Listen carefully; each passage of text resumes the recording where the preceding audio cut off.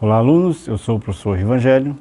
Essa é a nossa disciplina de Segurança em Instalações e Serviços no curso EJA EAD de Técnico em Eletrotécnica. Essa é a nossa aula 3.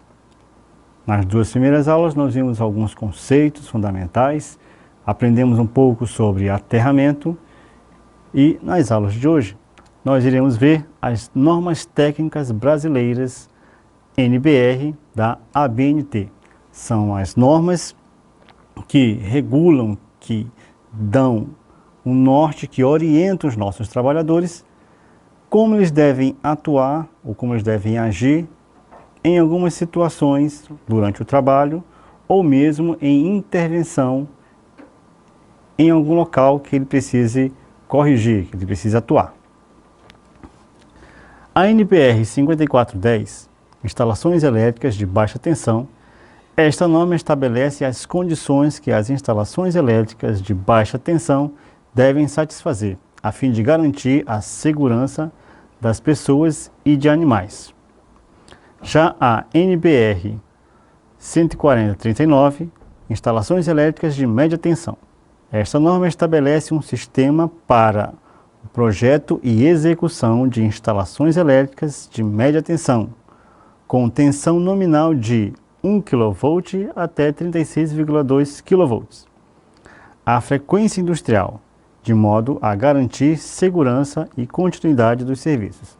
Então, nós estamos aqui diante de duas, temos outras, tá? Mas essas duas, elas especificam a tensão em que cada uma vai atuar. De baixa tensão, tá? A 5410, e de média tensão, a NBR 14039. Bom, essas duas, elas vão dar uma orientação como proceder diante de uma instalação elétrica de baixa tensão e a outra numa instalação elétrica de média tensão, mas essa tensão entre 1 kV e 36,2 kV.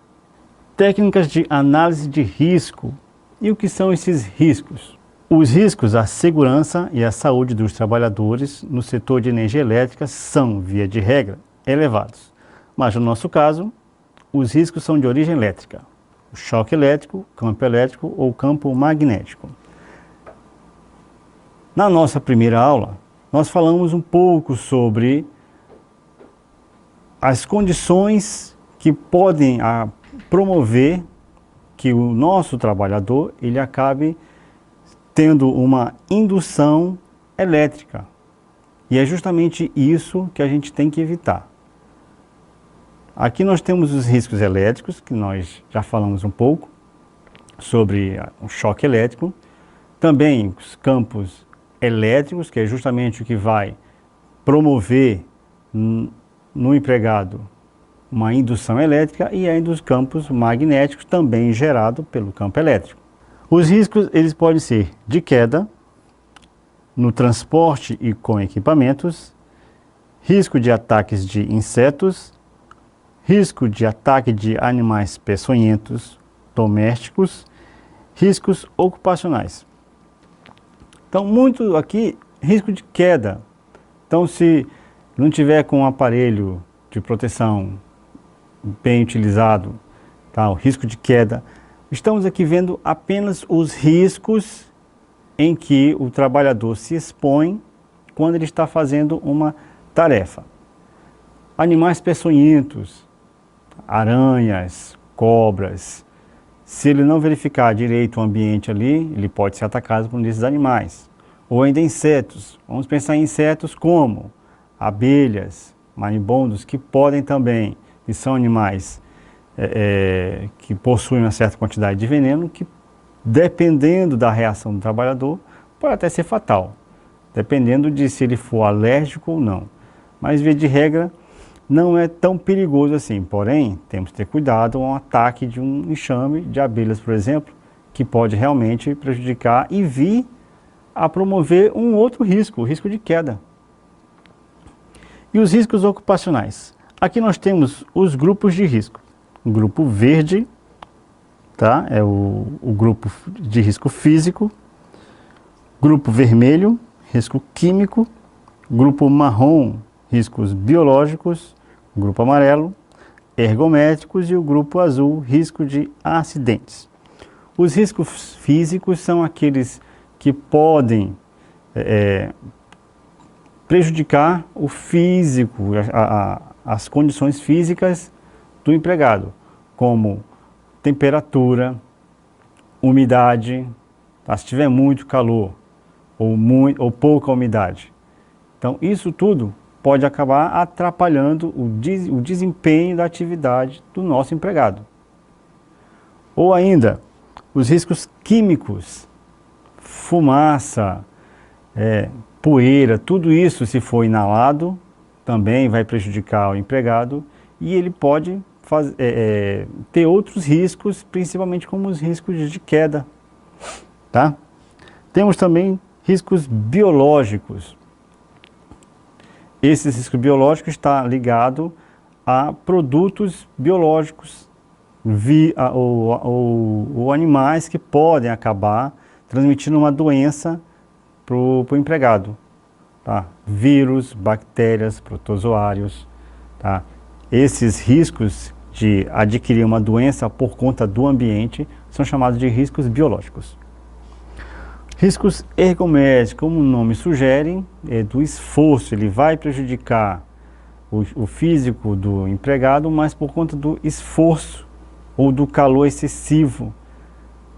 Se ele carrega uma carga alta demais, ele pode acabar sofrendo um acidente. Ou se ele repete muito uma ação, também pode acabar se cansando rapidamente e sofrer um acidente. E os riscos de acidentes, todos eles relacionados com o que eu falei agora há pouco. Técnicas de análise de risco. Aqui nós vamos fazer uma análise, tá? A análise preliminar de risco, a APR, trata-se de uma técnica de análise prévia de risco que tem como objetivo antecipar a previsão da ocorrência danosa para as pessoas, processos, equipamentos e o meio ambiente. Checklist. O objetivo deste documento é criar o hábito de verificar os itens de segurança antes de iniciar a atividade. Então, aqui você pode observar que tem esses dois documentos, um que a gente vai verificar justamente para prevenir todos aqueles riscos que foram mostrados no slide anterior. Então, ele vai verificar todo o ambiente para que esses riscos sejam evitados. E o checklist, ele como o nome sugere, é para checar com a situação do ambiente, dos aparelhos, de tudo que for mexido ou não naquele ambiente. Mas olha só, tanto o checklist quanto o APR, eles não seguem um padrão único. Eles são um padrão da empresa, do local, do ambiente, depende muito do local em que vai ser aplicado essa parte, esse tratamento que você vai fazer, vai depender muito da empresa. Então, tudo aquilo que você for aplicar vai depender de como a empresa trabalha para aplicar esses dois documentos aqui. Riscos adicionais. A altura para trabalhadores em altura acima de 2 metros é obrigatório, além dos EPIs básicos. Ambientes confinados. Qualquer área não projetada para ocupação contínua, movimentação restrita, a qual tem meios limitados de entrada e saída e a ventilação existente é insuficiente. Áreas classificadas. Área na qual a probabilidade de presença de uma atmosfera explosiva é tal que exige precauções, e elas são divididas em zona 0, zona 1 e zona 2. Então, a altura ela já é considerada para a utilização dos equipamentos de proteção individual alturas a partir de 2 metros. Então, a partir dessa altura, já é obrigatório o uso dos EPIs. Já os ambientes confinados, aqui nós temos que ter a seguinte ideia. Se o ambiente for muito fechado e o risco de ocorrer ali uma faísca e só gerar fumaça seja muito alto, e a ventilação ali, por ser pouca, justamente por ser um ambiente confinado, é um risco. E tudo isso tem que ser verificado. Um risco à saúde, principalmente do empregado que está trabalhando naquele local. E ainda as classificações. A zona 0 é aquela que tem alto grau, tá, de ocorrer uma explosão. A zona 1 é aquela em que tem médio grau de ocorrer uma explosão, pode ocorrer ou não. E a zona 2 é aquela que tem um baixíssimo nível ou possibilidade de ocorrer uma explosão.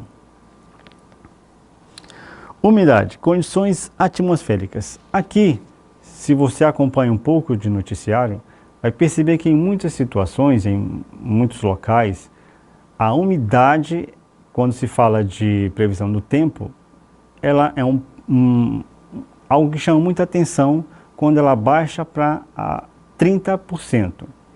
Porque esta umidade é que vai realmente, ela pode prejudicar a respiração, o sistema respiratório da pessoa. E qualquer, não precisa ser um empregado não, qualquer pessoa. Por isso que as atividades físicas não são recomendadas quando essa umidade baixa para menor que 30%. Então, quando isso ocorrer, não é indicado o trabalhador executar esse tipo de tarefa por conta da umidade, da pouquíssima quantidade de umidade naquele ambiente. Rotinas de trabalho. Aqui nós vamos aprender um pouco sobre as rotinas de trabalho, essas documentações que a gente utiliza e essa frequência que tem que ser um hábito do trabalhador. Liberação para serviço. Falha, defeito, interrupção programada, interrupção não programada. Sinalização de segurança. Consiste num procedimento padronizado destinado a orientar, alertar, avisar e advertir as pessoas e cuidados. E também a identificação. Então, essa liberação de serviço, ela tem que ser feita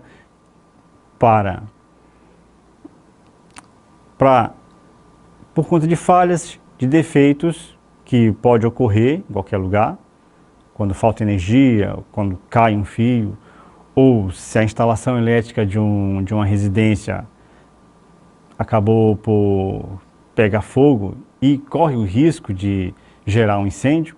Então, tudo isso tem que ser verificado. Mas também nós temos as interrupções programadas. É quando vai se fazer alguma intervenção e aí se programa, se alerta, se avisa que vai haver essa interrupção, mas entretanto pode haver também essa interrupção não programada. E aqui, ó, a sinalização de segurança é um ponto muito importante, porque quando for para fazer alguma intervenção de parte elétrica, tudo aquilo que for utilizado, o espaço, os equipamentos, todos esses aparelhos, eles têm que estar devidamente sinalizados e o ambiente tem que estar isolado e também sinalizado, avisando que pessoas que não deveriam estar ali, tá, que aquele espaço onde está havendo essa intervenção é um espaço perigoso. Então aqui nós temos algumas plaquinhas, tá, ó, que mostram quais são os perigos ou as plaquinhas em que você vai utilizar para mostrar para quem não faz parte do trabalho que aquele ambiente, aquele local é um local perigoso naquele momento. Situações de sinalização de segurança. Quando é que nós vamos precisar fazer essa intervenção com essa sinalização? Identificação de circuitos elétricos, travamento e bloqueios, restrições e impedimento de acesso, delimitações de áreas, sinalização de circulação, sinalização de impedimento de energização identificação de equipamentos ou circuitos impedidos.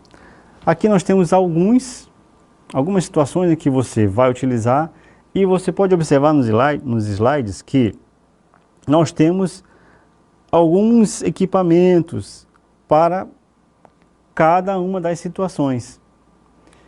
Na nossa primeira aula, nós vimos um pouco sobre esse sistema de identificação. E aqui nós estamos revendo. Por quê? Porque isso tem que ser uma rotina do nosso trabalho. Inspeções de áreas, serviços, ferramenta e equipamentos. Consiste em um dos mecanismos mais importantes de acompanhamento dos padrões desejados. Então, quando a gente for fazer essa inspeção, você tem que levar em conta que tudo aquilo que você for utilizar, ele tem que estar em dia, tem que estar pronto, tem que estar preparado para ser utilizado. Por isso, essas inspeções, elas podem ser gerais, das ferramentas, dos equipamentos, do local de trabalho, tá? Parciais, quando você coloca apenas um local em que será feita essa inspeção, e aí você faz a inspeção unicamente naquele espaço, pode ser só do ambiente, pode ser só das ferramentas, certo? Pode ser também periódicas, quando você tem, tá, como o nome sugere, um período, e você faz a inspeção, e aí essa inspeção ela pode ser tanto das ferramentas como geral, tá? Ela pode ser tanto parcial como geral, ela sendo periódica. Ela pode ser também por denúncias. Se por um acaso algo tiver correndo risco, oferecendo risco, a pessoa pode fazer a denúncia e aí vai haver essa inspeção, essa verificação do que está acontecendo, que está promovendo esse risco. E aí a gente faz a nossa inspeção por denúncia. Cíclicas e também as de rotina. Cíclica, como o nome sugere, ela pode ser também periódica, fazer um período em que você faz cada uma dos locais, dos equipamentos e das ferramentas, e também de rotina, da mesma forma, tá? Você pode fazer essa inspeção de rotina periódica ou simplesmente fazer essa inspeção de rotina por todos os equipamentos e ferramentas que você utiliza para verificar as condições em que eles se encontram. Documentação de instalações elétricas. Medida de controle. Para que sejam iniciadas quaisquer atividades nas instalações elétricas, é necessário que todos os documentos de autorização e controle sejam produzidos e devidamente preenchidos, de acordo com a NR10. Diagrama unifilar. O diagrama unifilar é o principal documento em que o técnico em eletrotécnica vai ter que verificar e ele tem que identificar todas as simbologias daquela instalação. Por isso é muito importante ele saber identificar essa simbologia. Esse documento ele vai mostrar as instalações, as condições, ali tudo que tiver relacionado à eletricidade vai estar nesse documento, tá? O diagrama unifilar. Instalações de aterramento temporário com equipotencialização dos condutores do circuito, proteção dos elementos energizados existentes na zona controlada, instalação da sinalização de impedimento de reenergização. Esses últimos três nós já falamos na primeira aula e na aula 2, quando a gente falou de aterramento e impedimento de reenergização. Tá? A novidade aqui é justamente o diagrama unifilar. Como eu falei, é um documento muito importante, onde aparece ali todos a simbologia que a gente precisa aprender. Equipamentos de proteção coletivo, os EPC. EPC é todo dispositivo, sistema ou meio fixo ou móvel de abrangência coletiva, destinado a apresentar a integridade física e a saúde dos trabalhadores usuários de terceiros. Aqui nós temos só algumas representações em que você vai utilizar esses essa simbologia para proteger o espaço, principalmente o espaço em que você vai trabalhar. Tá? Com isso a gente encerra a nossa terceira aula. Tá? Você continua em casa estudando, #fica em casa.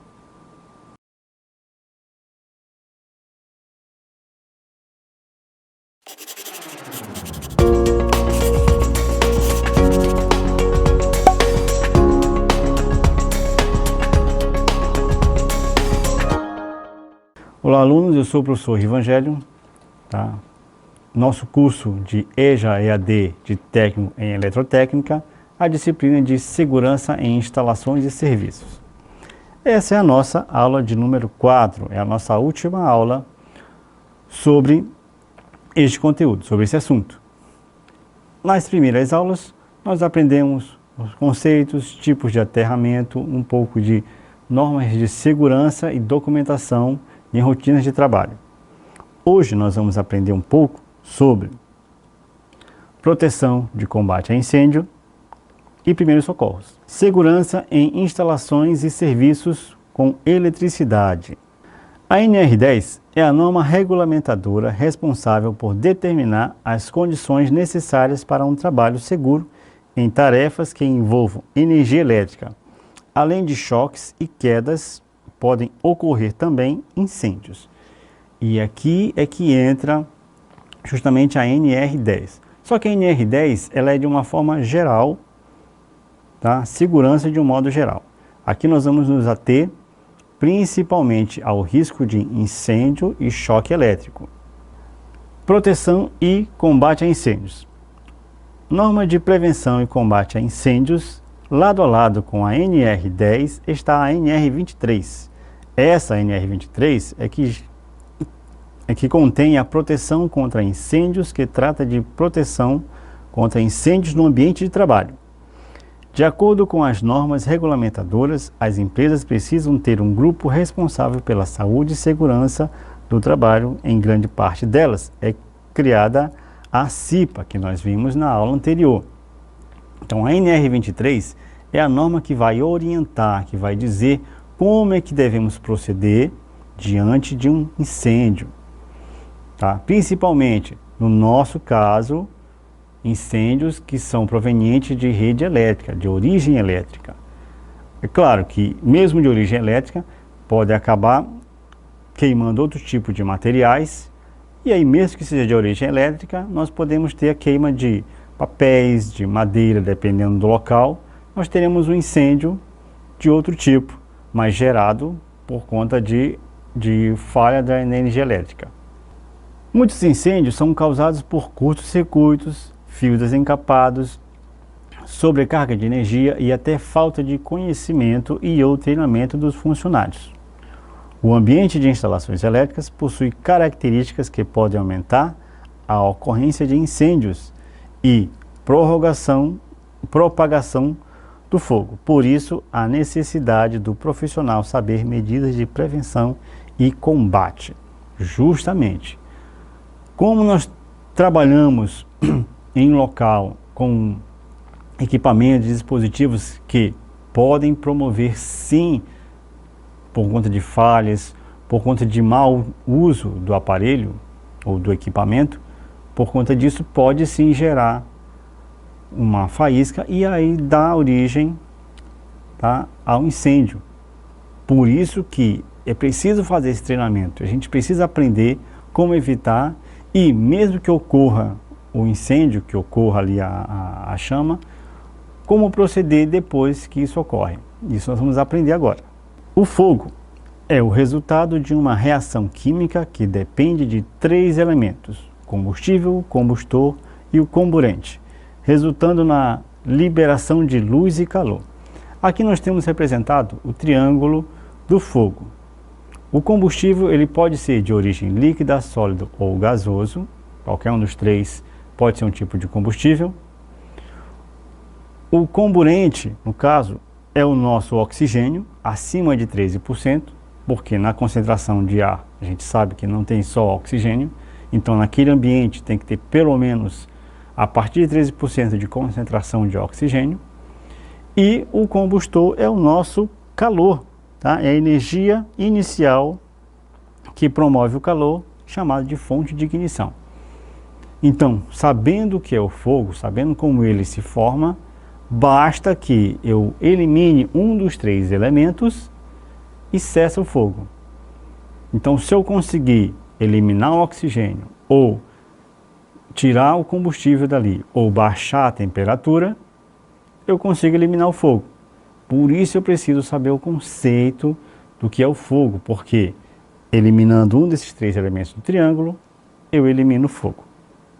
Proteção e combate a incêndio, como prevenir os incêndios?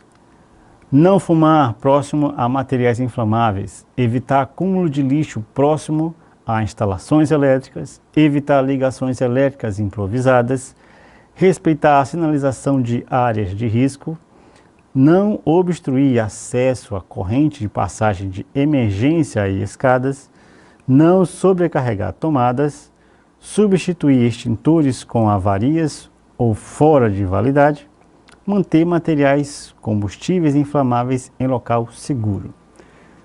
Aqui são algumas orientações que devemos seguir para diminuir o risco de produção da chama. Quando você fuma perto de algum local e que tenha materiais inflamáveis, tem que ter muito cuidado para que aquela bituca que ainda permanece acesa não entre em contato com qualquer tipo de material inflamável, tá? Ou ainda, acumular lixo.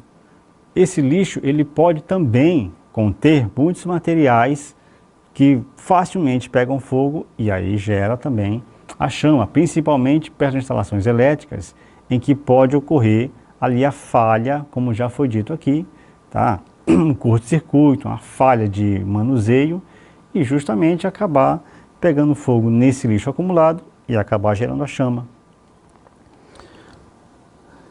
Ligações elétricas improvisadas. Quando você usa muito daquele Benjamin, ou muitas pessoas também chamam de T elétrico, tá? Aquele que ele tem mais de um encaixe ali para ligar os equipamentos, tem que ter muito cuidado. Principalmente porque o fio utilizado numa extensão, ele pode ser um fio que não tem uma resistência suficiente para garantir o fluxo de energia para todos aqueles equipamentos. E aí, com aquela alta demanda, o fio não vai aguentar e pode acabar gerando o quê? Um curto-circuito. Alguns questionamentos sobre incêndio. Quais são os procedimentos a serem seguidos em caso de princípio de incêndio?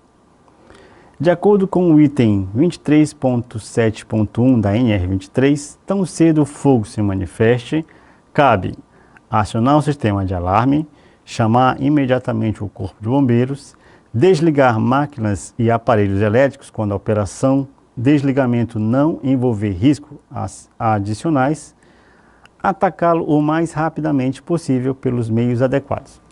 Então aqui nós temos a orientação básica de como você deve proceder caso ocorra. Então, todos aqueles procedimentos que você teve não evitou que ocorresse o fogo, ocorrendo, então nós vamos primeiro acionar o sistema de alarme, se houver. Se não houver, logo em seguida a gente aciona o corpo de bombeiros. Depois, nós vamos desligar a chave geral e todo e qualquer equipamento, desde que você não se coloque em risco e, dependendo da situação, você pode atacá-lo ou sair o mais rápido possível daquele ambiente. Mas aí você vai atacar o fogo com os equipamentos adequados, com as formas adequadas para cada tipo de chama, para cada tipo de incêndio. E aqui nós temos a tabela de classe de incêndio. Tipo A, papel, madeira, tecidos, fibra, etc. Nós vamos resfriar utilizando água. Tipo B, líquidos inflamáveis e combustíveis, graxa, tinta, verniz, derivados do petróleo. Nós vamos o quê? Fazer o abafamento ou a quebra da reação química, tá? Essas reações de combustível com espuma. Ali nós vamos aplicar o extintor de pó químico seco, água sob a forma de neblina ou vapor e CO2. Então, Esses dois primeiros não é muito da nossa parte, porém, se o incêndio começar por conta de um curto-circuito e ali houver algum desses combustíveis, aí nós podemos aplicar um desses dois tipos de extintores, com água, pó químico ou CO2. E aí vem esse que está destacado, que é justamente a nossa área de interesse, no tipo C, equipamentos elétricos energizados. Você vai usar o abafamento, o gás carbônico, CO2, ou o pó químico seco. Tipo D, metais combustíveis, magnésio, alumínio, antimônio, titânio e outros. Também quebra da reação química, com pós especiais, assim como o tipo E, substâncias radioativas como urânio, césio, cobalto e outros. Também tem que ser a quebra da reação química, também utilizando pós especiais para essa quebra. Os exercícios de combate a incêndios são obrigatórios? Conforme o item 23.8.1, também da NR 23, os exercícios de combate ao fogo deverão ser feitos periodicamente, objetivando que o pessoal grave o significado do sinal de alarme, que a evacuação do local se faça em boa ordem, que seja evitado qualquer pânico, que sejam atribuídas tarefas e responsabilidades específicas aos empregados, que seja verificada se a sirene de alarme foi ouvida em todas as áreas. Então aqui é feito um treinamento, principalmente para que não haja pânico. Se houver pânico, a pessoa pode correr para o lugar errado, pode acabar atrapalhando os outros, pode acabar caindo e prejudicando quem está saindo. Então tudo isso precisa de um treinamento para que cada funcionário nesse treinamento tenha a sua função e tirar todo mundo daquela área e verificar se todo mundo saiu, para que depois ocorra justamente o combate ao incêndio. Queimaduras. Queimadura de primeiro grau deixa a pele avermelhada e ardida, envolve apenas a epiderme. Queimadura de segundo grau, a pele fica rosada, dolorida e aparece em bolhas, envolvendo a epiderme e a derme. E queimaduras de terceiro grau, a pele fica esbranquiçada, endurecida e indolor, envolve todas as camadas da pele, gorduras subcutâneas, músculos e ossos. Aqui na imagem você está vendo o que é cada uma dessas camadas referente à pele, tá? A epiderme, a derme e tudo que vem nas camadas mais internas até chegar nos músculos e nos ossos. Aqui diz que de nível 3 é indolor. Por quê? Aquela dor que a gente sente é por conta do 1 e do 3, tá? As queimaduras de primeiro e segundo grau são essas que vão promover, que vão gerar, na verdade, a dor. Já de terceiro grau, você não vai sentir essa dor. Como eu falei, essa dor que você sente por conta dessa queimadura é por conta das queimaduras de primeiro e segundo grau. Quais são os primeiros socorros em caso de choque elétrico? Isso aqui é muito importante, então é bom prestar atenção, porque isso aqui pode ser a diferença entre a vida e a morte de alguém. Prestar os primeiros socorros diante de um choque elétrico pode ser a diferença entre a vida e a morte de uma pessoa, tendo em vista que os 3 primeiros minutos após o choque são decisivos para o socorro da vítima. Algumas consequências decorrentes de um choque elétrico: queimaduras, problemas cardíacos e lesões neurológicas. Na primeira aula dessa nossa disciplina, nós vimos o caminho que a corrente percorre dentro do corpo humano. E que o choque elétrico ele pode gerar também queimaduras e também pode gerar problemas neurológicos. Então, corte ou desligue a fonte de energia. Observe o contexto à sua volta para desligá-la ou cortá-la sem ser atingido e não tem contato com a vítima. Nessa primeira parte aqui, se for fácil acesso, se for possível desligar a chave geral ou aquele dispositivo, aquela máquina que a pessoa que está tomando choque está ligado, então você vai e desliga. Se não for possível desligar, nesse caso, não dá para desligar a chave geral ou qualquer outro dispositivo, você vai lá e corta, tá? Interrompe o fluxo de corrente. Muita atenção, não é para pegar a pessoa e puxar. Se você for tocar na pessoa, você vai tomar um choque também e aí não vai adiantar nada. Interrompa o contato da vítima com a fonte de eletricidade. Se a chave geral não for acessível, será preciso interromper o contato do indivíduo com a fonte, utilizando materiais que não conduzam bem a corrente elétrica. Então, nesse caso, se você olhou em volta, a pessoa está tomando choque e não tem como cortar o fio ou desligar a chave geral, aí sim você tem que realmente desfazer aquele contato da pessoa. E como é que nós vamos fazer isso? Pegando materiais que não conduzem eletricidade, madeira, tá, luvas de borracha. Então tudo isso, se der tempo, você faz o mais rápido possível, mas não toque na pessoa de mão limpa, porque você também vai tomar o choque. E também, tá, acionar o serviço de emergência, 193 de bombeiro e 192 a ambulância. Ver se a vítima está consciente. Observe se a pessoa atingida está respirando e tem consciência. Então a pessoa tomou um choque e caiu, aí você tem que verificar se ela está consciente ou não, se ela está respirando ou não. Mas também, caso, tá, avalie a situação se a vítima estiver inconsciente. Se perceber que a vítima está inconsciente, porém continua respirando, é importante deitá-la e colocá-la de lado.